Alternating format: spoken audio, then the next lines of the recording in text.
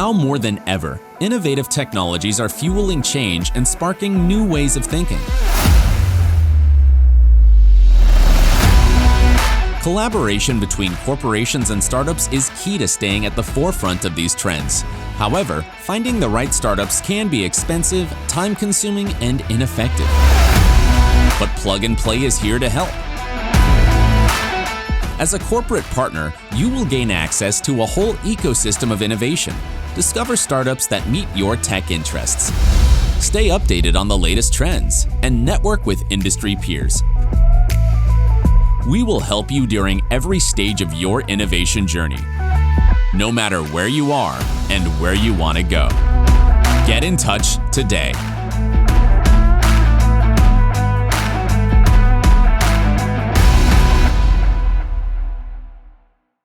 Hello, everyone. I'm excited to be here with you today.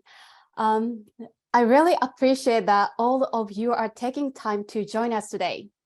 I already saw many familiar names on our registration list, but in case we haven't met, my name is Junko Hayashida. I'm our Senior Partner Success Manager at Plug and Play, and I'm moderating this event. Path to Web3 Insurance.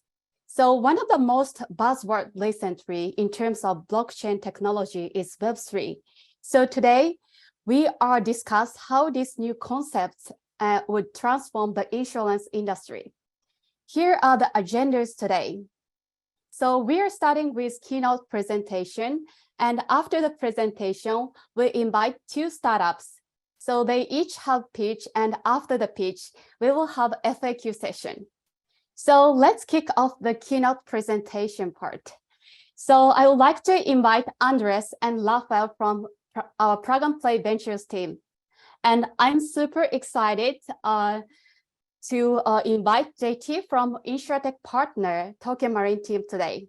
So they will share the presentation about how can we leverage blockchain technology to improve the insurance value chain.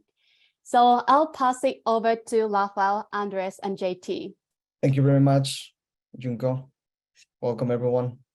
I'll be sharing my screen so that you can all see the presentation.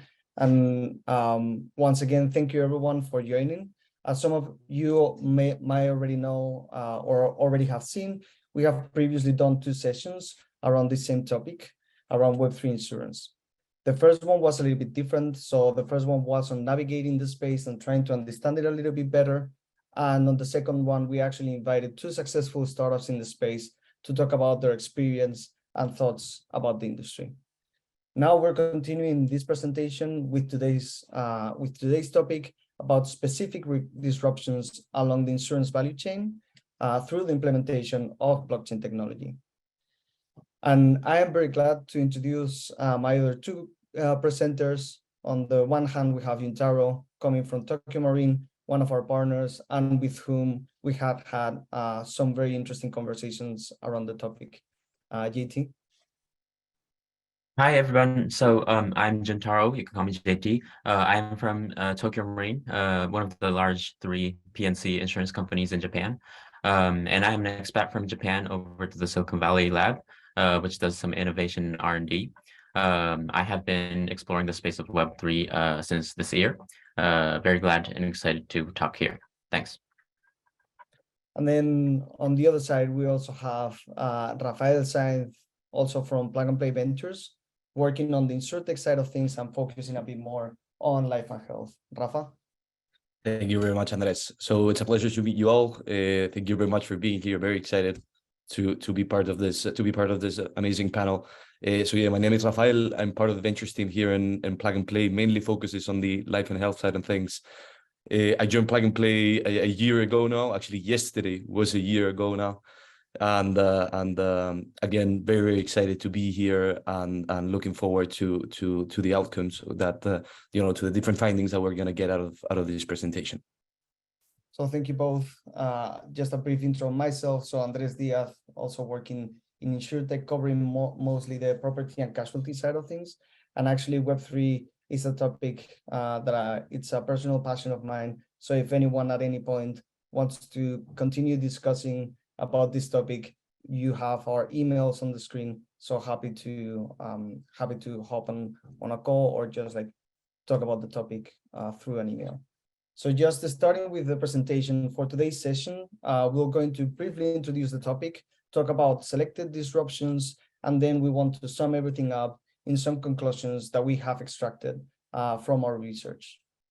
So out of the different areas of insurance, in the value chain, we have selected those that we believe are the ones that will be the most disrupted. From this presentation, we will focus on 4 topics. First, starting from product and service development, moving to underwriting, and then finishing up with policy administration and claim management. But first, we wanted to do a quick recap on the industry and where it is at the moment. So first, when looking at the blockchain industry, it is, of course, really important to highlight the significant challenge this industry has gone through during the first half of 2022, as you can see on the image on the left.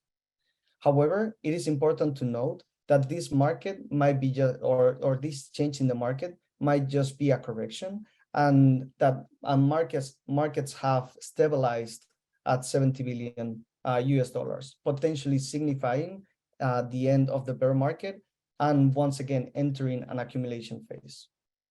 In addition, it is worth noting that the deals in the space, while still lower than in 2021, they remain significantly higher than in 2020, with a total of 14.2 billion invested in the first half of 2022. It is worth noting that these investments are likely to continue focusing on financial market modernization and also infrastructure.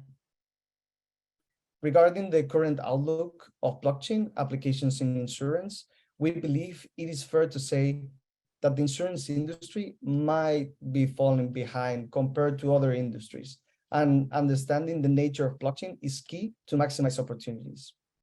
Of course, examples like P3I might be a compelling counter-argument, but we shall not forget that the nascency of the technology, how much it is likely to still develop and improve, and also that it is extremely hard to make a startup succeed, and this same applies to venture building.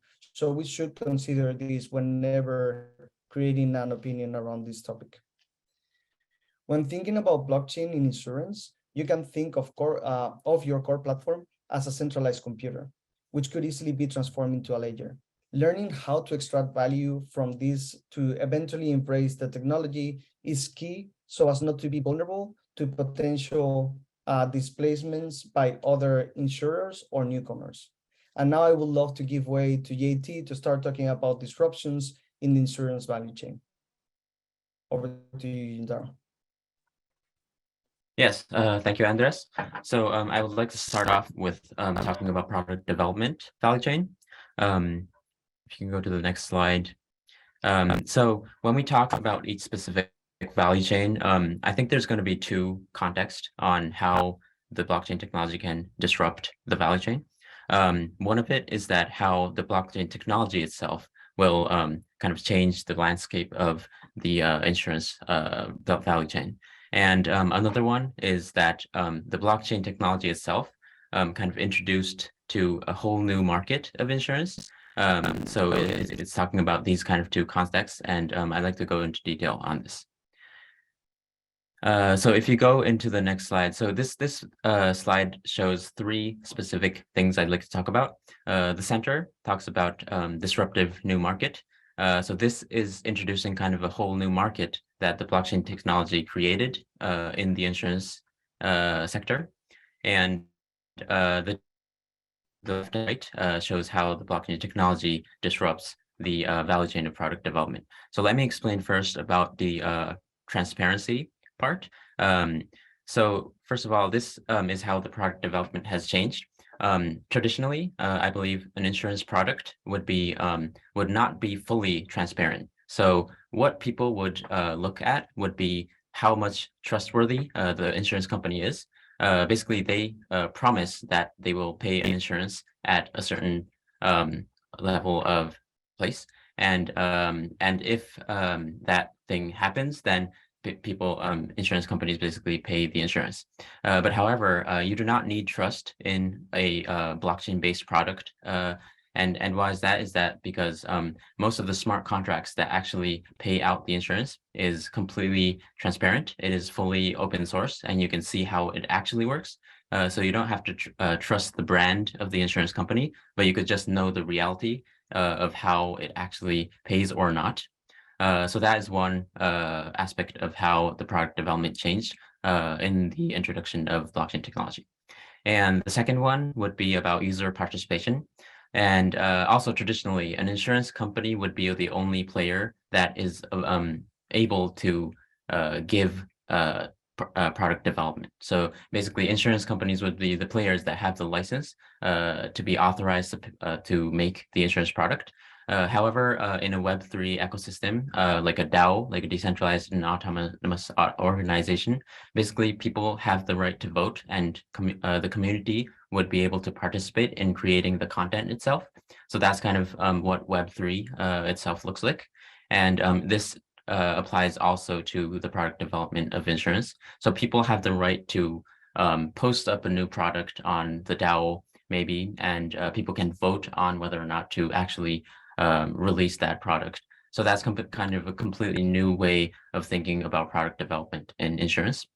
Now, these two were in the context of how the blockchain technology kind of changed the value chain of product development. And in the next slide, I'd like to show a little bit about a different context. So it's about the disruptive new market. So I am thinking that Web3 has made a path to a completely new market of insurance. And to talk about it, I'd like to kind of compare the Web 2 or before space economy versus the Web 3 space economy. Before Web 2, basically the value, the money, did not escape from the bank system. So even if, for example, if you have an online game company or a SaaS company and you pay you pay the price of the content, basically what you do is you transfer from your bank to the company's bank some money. And so basically money, the value itself did not escape from the bank. However, in the Web3 space economy, the value, the money, the economy is totally different landscape. So what it is doing is that the smart contract directly holds the tokens. So so let's say a gamify company like StepN maybe, or if you look at, I don't know, maybe a metaverse that has the blockchain tokens as the backend system. Basically, the smart contract controls the value, the money itself. And the smart contract is a completely public function that everybody is available to hit at. However, you know, every company does not have the same security level of vulnerability against hackers and vulnerabilities. So that's kind of the vulnerability around the Web3 space economy. So basically, the smart contract vulnerability risk is a completely big risk market that insurance companies have not been able to reach out at the moment. And so also this decentralized insurance space is very good to attack this place. And I'd like to introduce 3 companies that actually tried to tackle this this market: Nexus Mutual, Insurers, and Risk Harbor. These players are all fully a DAO, a decentralized autonomous organization that creates smart contract that works as an insurance. And the 3 also tackles the risk of smart contract vulnerability. Nexus Mutual to be the oldest company, and Insurers to be someone new, but has like a originality in their underwriting capability. And Risk Harbor also a new player that does completely automated style of claim processing. So 3 players, really interesting. You should definitely check them out. So thank you. I'd like to pass it over to Andres again for the next value chain.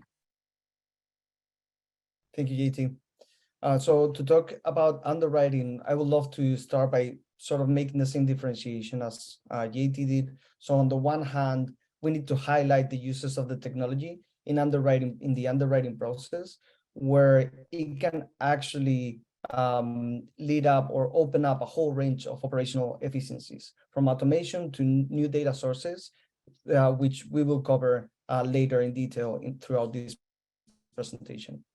But also mention how important it is to understand at an underwriting level the whole range of new products that the technology will open up, as JT mentioned. So in order to start ensuring this whole range of new products, knowledge around them need to be built, and knowledge about these assets is really important, same as risk mitigation solutions are key to properly underwrite these sort of products.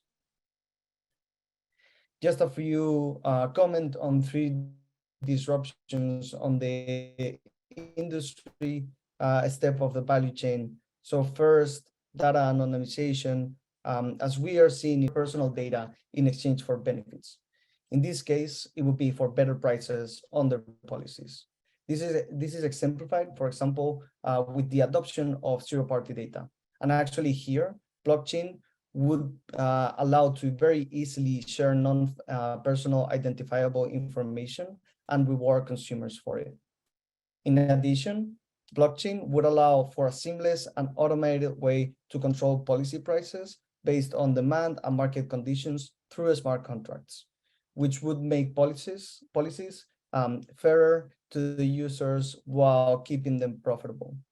Finally, as a whole new market, blockchain also opens up the door for vast amounts of data and new data sources. And here we will go into a bit more detail. So on the one of the main challenges, of course, reduce the costs while the necessary data to evaluate insurance is a major pain. New measuring tools allow for these new data points. Open internet communities are actually great, and they have shown how great they are at extracting value from open data sources. And blockchain is a technology that allows them to do so while being rewarded. Companies such as Chainlink, for example, can easily help with this pain. And what they are doing is they're actually creating oracles. These are solutions that connect real-world data to the blockchain so that it can be automated and it can be introduced in smart contracts. It is also important to consider that new data sources or new data points will not only come from data sources from the real world, but as we mentioned, what our consumers will be willing to share with us. Here, blockchain offers a main advantage where insurers can easily onboard new customers in addition to share policy data with the company in a private and compliant manner. For this task, emerging companies such as Toggle, for example, are a perfect example of blockchain use cases. What Toggle does is it creates a decentralized bank for personal data, giving users control over their data and allowing them to store information under one roof. This gives users the ability to share their data on their own terms and reuse information as much as they want. In addition, this takes the burden away from companies to have to hold their users' data in their possession, making it a potential liability and easing user experience. I will now give way to Rafa to talk about the last 2 steps of the value chain that we will cover in this presentation. Rafa?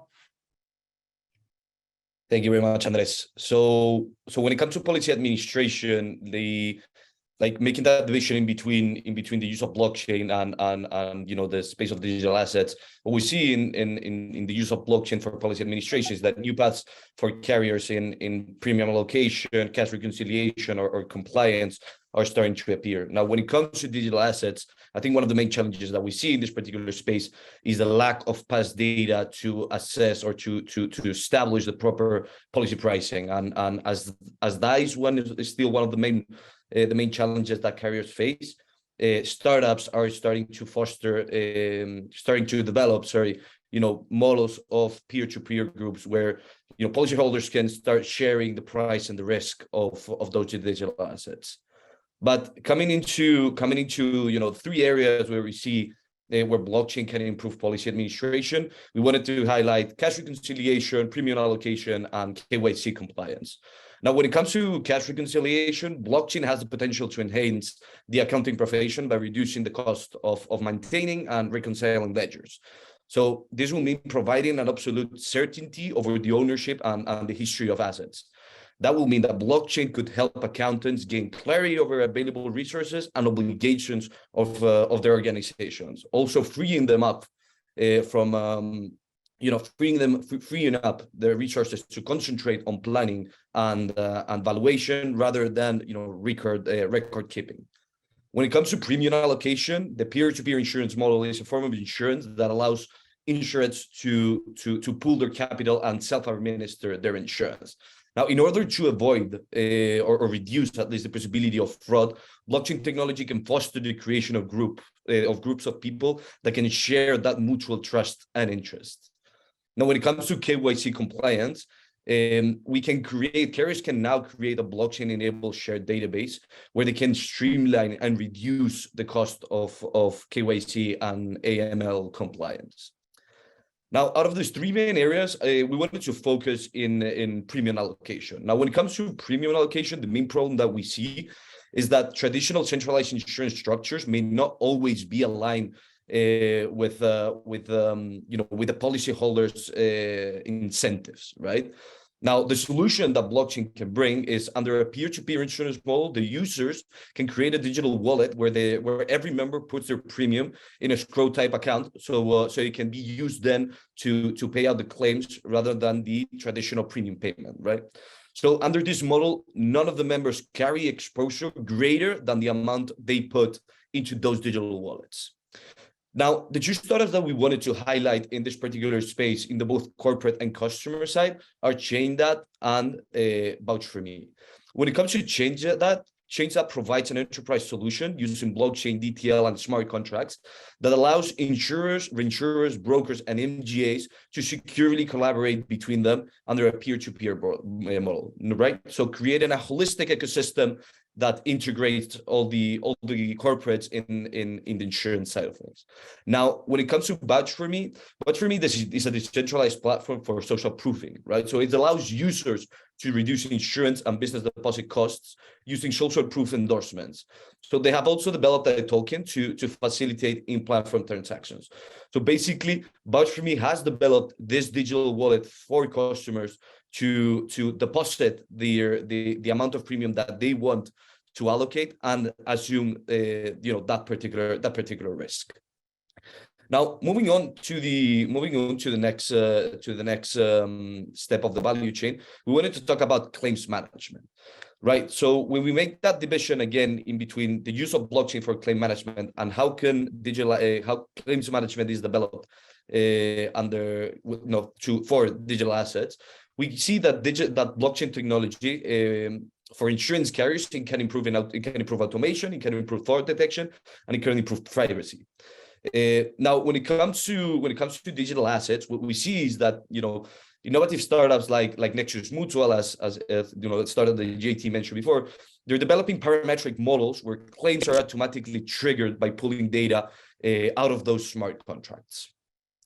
Now, the three main areas where blockchain can develop can help insurance carriers. It's again, privacy, fraud detection, and automation. So when it comes to privacy, blockchain at the end acts as a shared and distributed database, including highly sophisticated privacy rules. So it stores all records and actions regarding a specific claim in a secure way. Now, when it comes to fraud detection on a distributed ledger, insurers can now record permanent transactions with granular access controls to protect data security. Now, storing claims information on a shared layer can help insurance collaborate and identify suspicious behavior across the whole insurance ecosystem. Now, when it comes to automation, smart contracts enable transparent transactions, right? So they can streamline the insurance process. So the entire insurance claim process can now be much smoother now that the blockchain executes on a smart contract term. So what makes more exciting is what it makes it more exciting about this particular model is that it's done completely automatically, right? Which makes this gives a massive benefit for insurance carriers, because it ultimately blockchain can save insurance companies time, effort, and of course money by lowering those administrative costs. Now, out of these three main areas, we wanted to highlight fraud detection, right? So the main problem that we see right now is that today major insurers invest in data gathered from public domains or private companies in order to better predict and analyze fraudulent activities. So public data can be used to identify patterns of fraudulent behavior from previous transactions, but it's often inconsistent due to the difficulty of sharing sensitive information between the different organization or the different members of an organization. Now, this is where blockchain came in. So the solution that blockchain can bring is a distributed ledger where technology could prevent double transactions for the same claim being authorized in a similar way to how cryptocurrencies, for example, limit double spending. Now, the two startups that we wanted to highlight in this particular space are Ensuro and ClaimShare. So Ensuro, with Ensuro, you basically can set up an end-to-end back office claims workshop for assessment, management, and administration. So basically, out of the claim process, it will include a dynamic fraud detection with a real-time integration to underwriting, smart contracts, and payouts if we're applicable. Now, ClaimShare, it's a technology stack that combines distributed ledger with a confidential computing and artificial intelligence. So the solution is used by insurance to share claim data in a completely secure, decentralized, and GDPR compliant way.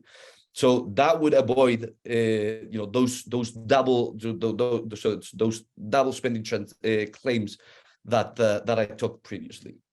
So now we'll give it back to Andres to sum up, the different findings that we talked about during this presentation. So yep, back to you, Andres. Thank you, Rafa. So just a few quick thoughts to sum everything up. We wanted to give our main key takeaways on this presentation and our view on how this space might unfold. And to do so, what we have done is we have actually divided everything into two main sections. On the first hand, how blockchain will impact the industry in the short term. And here, we believe that, as you have observed, there are some use cases and they are existing, but still they are very limited, pointing at the nascency of the use of this technology in this industry.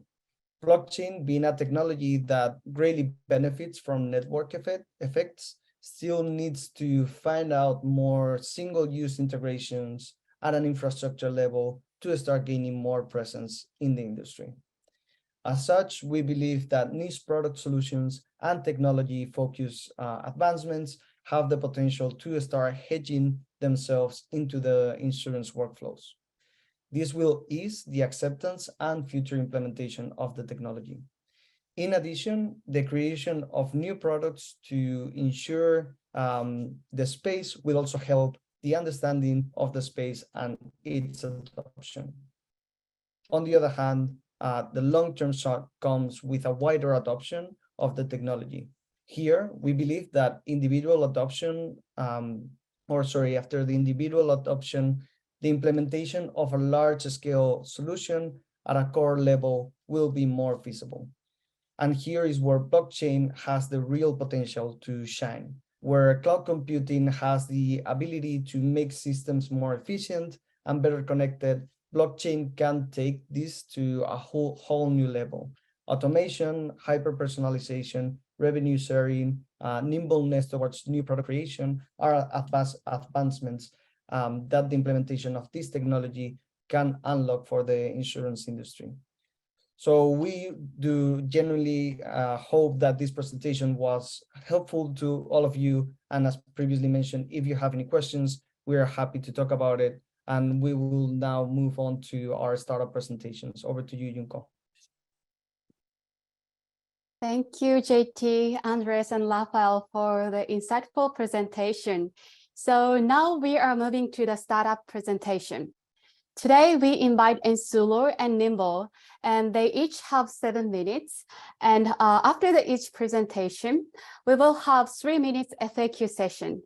So please share your questions in the chat if you have questions to each startup. So the first startup is Ensuro. Ensuro is a decentralized capital provider for insurtech companies. So I pass it over to Marco. So I'm Marco Mirbella, CEO of Ensuro, a decentralized capital provider for insurance risk. We're looking at the MGAs. They're currently facing several problems when seeking capacity from traditional carriers. Traditional carriers are, in fact, generally slow and inflexible when responding to capital requests for new products. Due to their high operational costs, they set up high premium threshold for products to be launched. And finally, traditional insurance companies require a track record of performance and historical claim data from new players. A chicken and egg problem. On the flip side, we're seeing that decentralized finance is creating an alternative source of capital that is currently looking for to generate yield. We have around $153 billion in total stablecoin supply, $54 billion in total value lock across the DeFi protocols, and 4.8 million users interacting with DeFi protocols every day. And it's a number that is growing. So what Ensuro is doing is essentially bridging the need for capacity that come from the MGAs and the capital sitting in DeFi. We're the first decentralized and licensed reinsurer on a public blockchain. So let me show you how it works. Actually, Ensuro receive an insurance general business license and a digital business license plus D from the Bermuda Monetary Authority. These two licenses combined, they allows Ensuro to act as an insurance company that uses cryptocurrency as a solvency capital.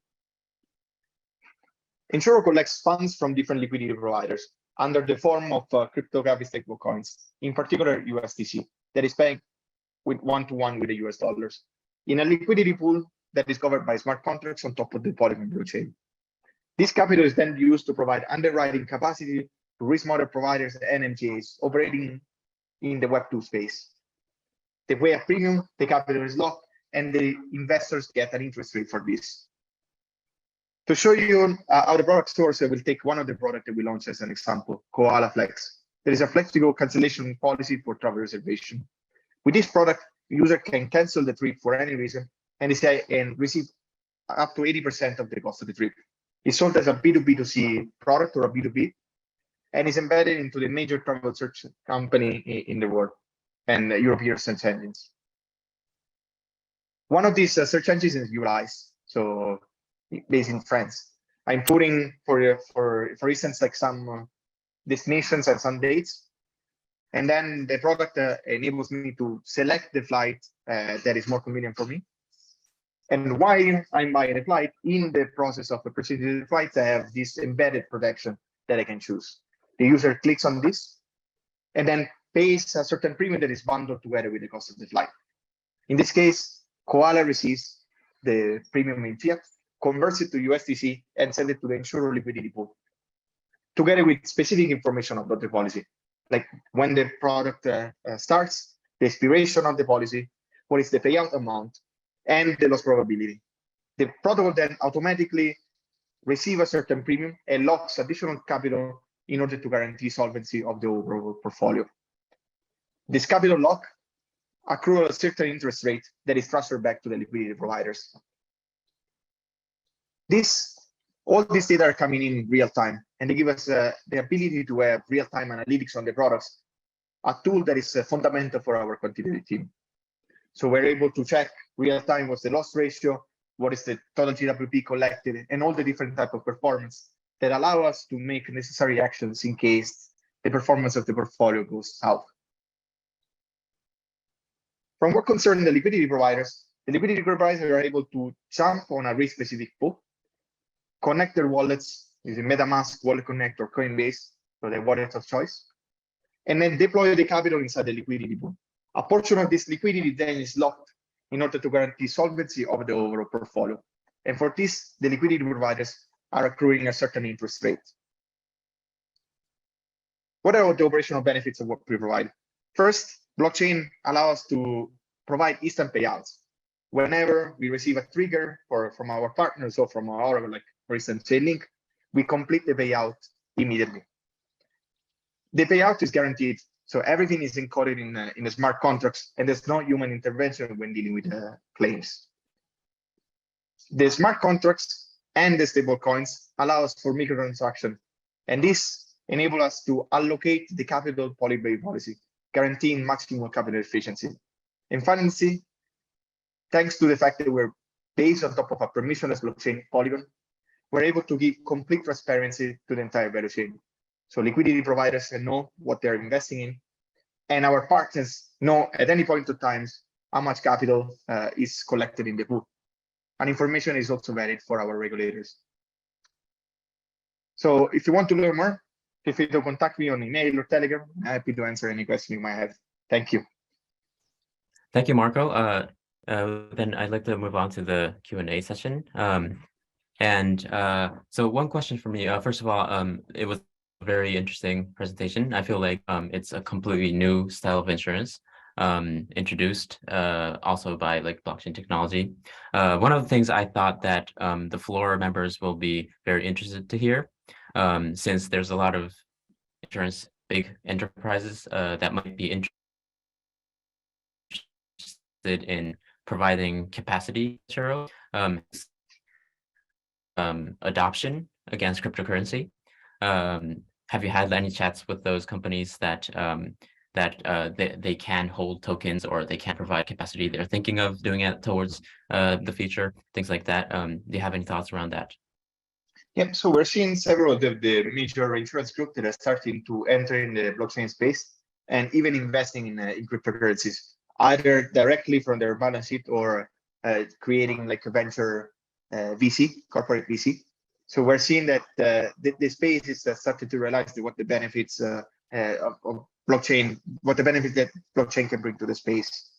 So in terms of reinsurance or insurance company interested in working with us, we've been like engaging in several conversations which insurers wants to act as a fronting insurance company, and then using our solution as a turnkey solution in order to launch new parametric insurance products.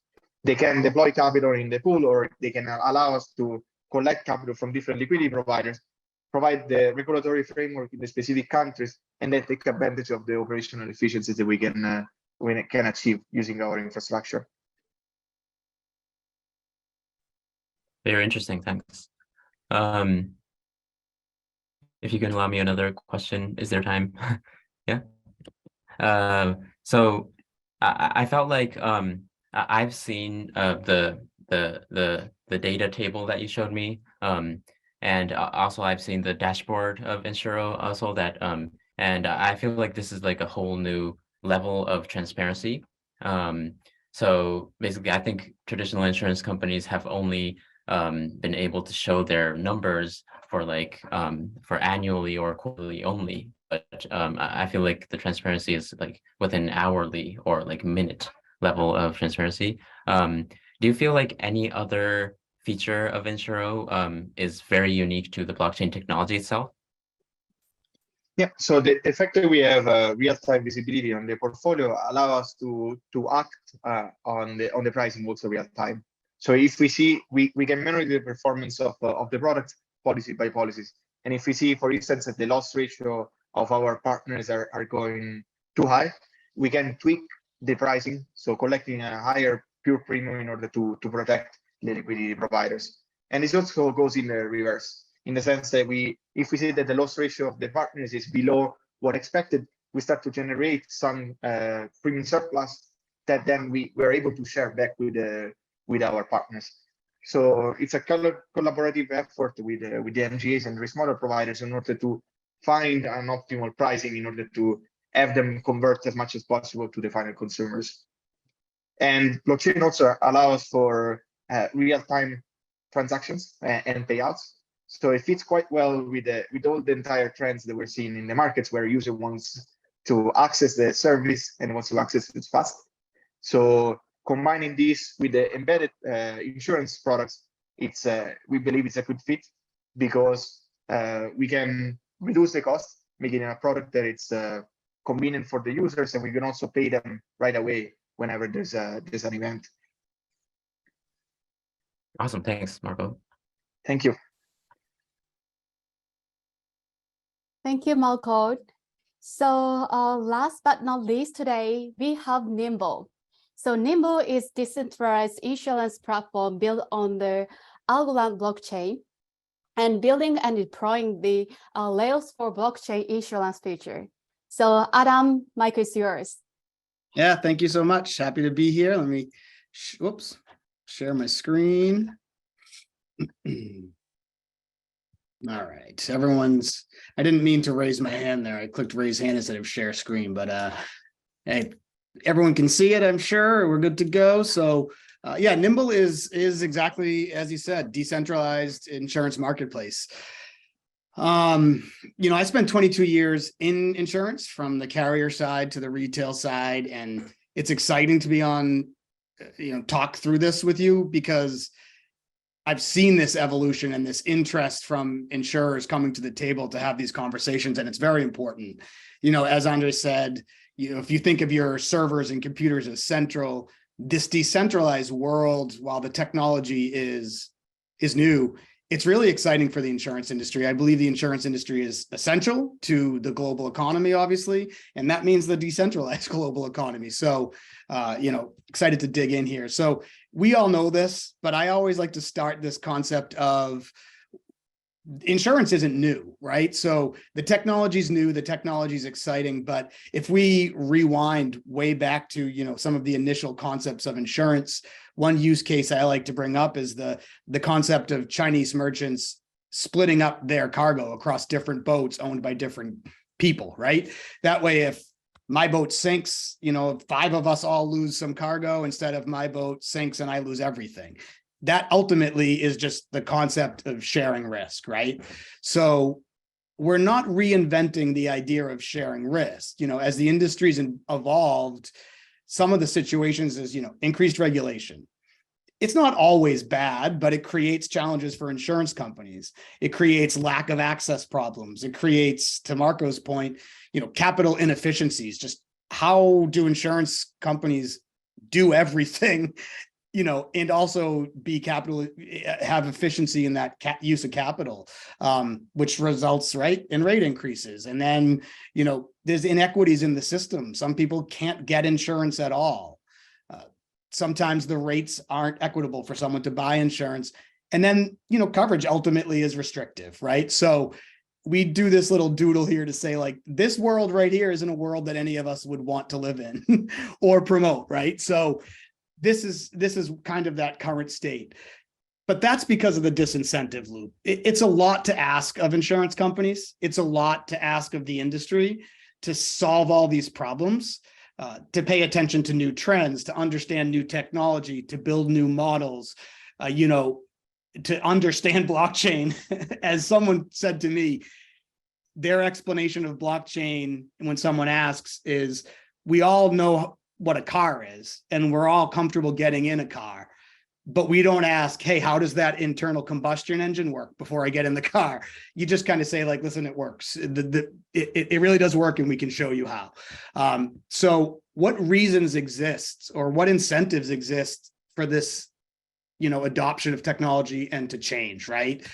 We have to kind of rethink what it means to be insurance. And that's on us as an industry, right? We have to rethink this. So what Nimble's doing is creating a decentralized insurance marketplace.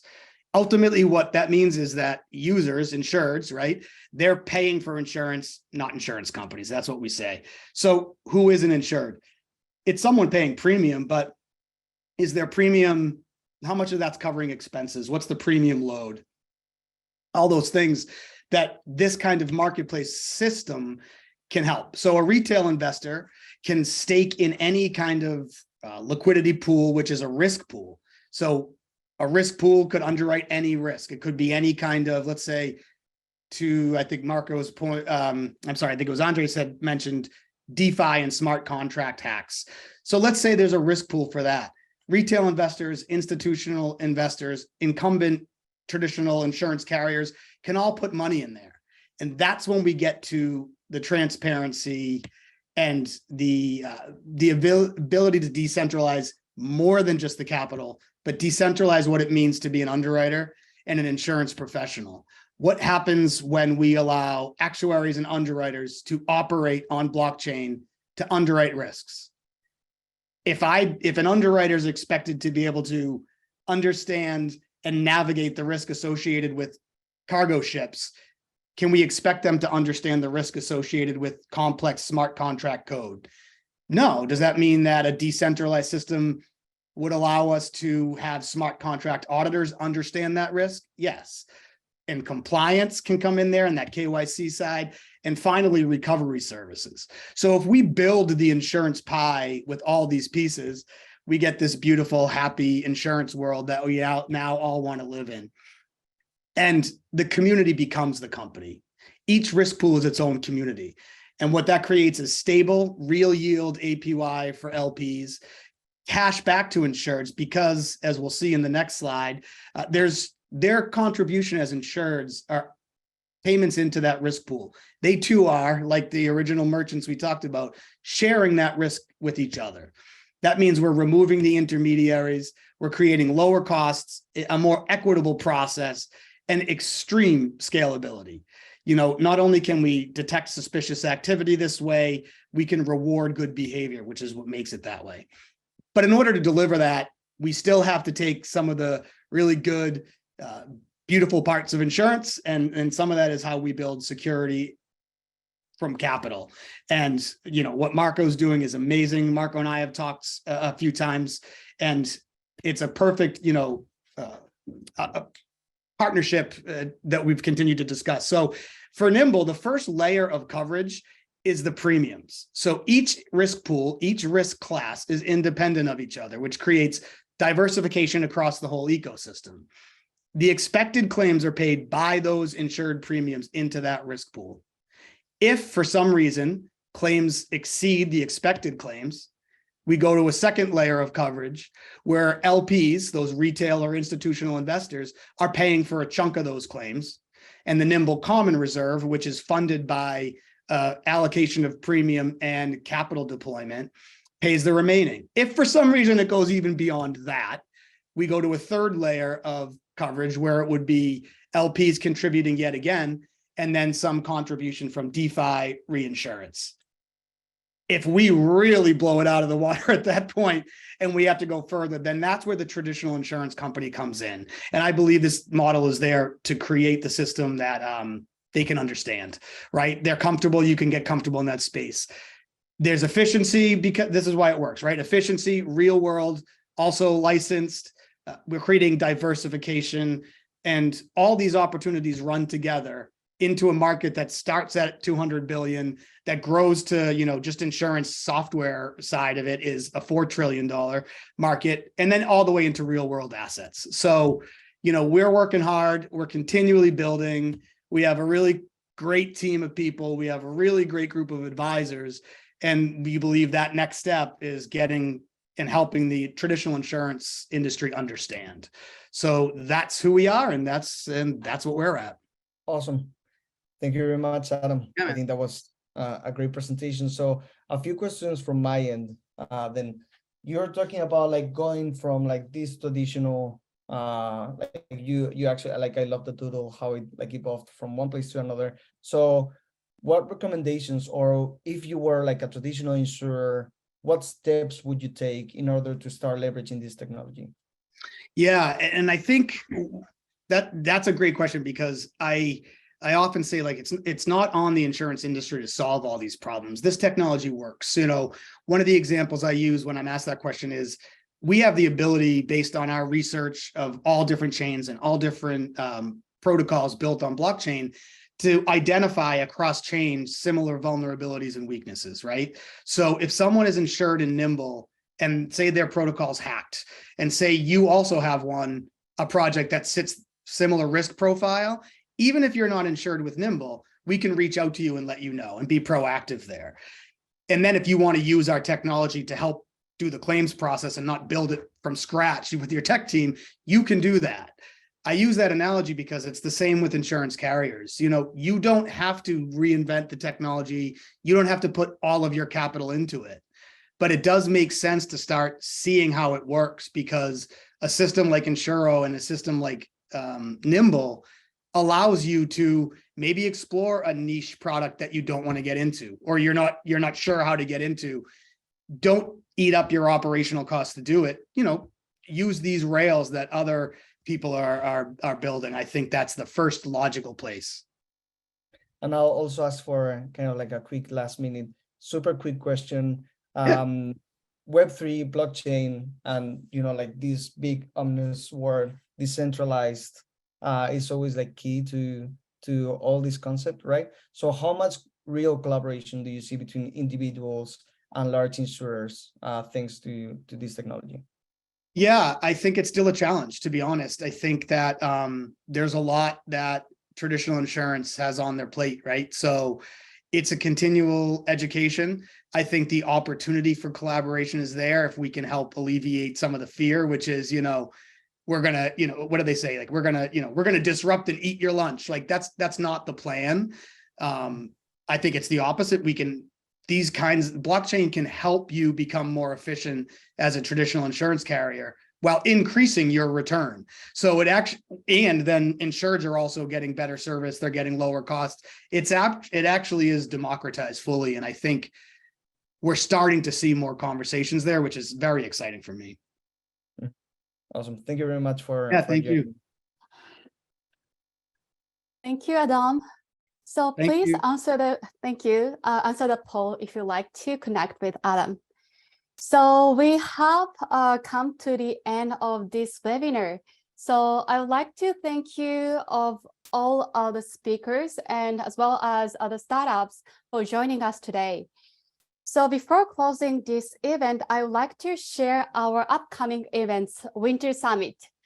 As our Summer Summit, we will have all vertical come together to hear batch startup pitch, and we also organize lots of workshops and networking events during the summit week. So if you haven't registered yet, please register for the summit as soon as possible. And we are excited to welcome you, all at our Plug and Play office in 2 weeks. So I appreciate that all of you are taking time to join us today, and I hope you learn a lot from this webinar. So lastly, we would love to hear your feedback. So please fill out the pop-up survey after the event. So again, thank you so much for joining us today, and have a great day, everyone. Hope to see you soon.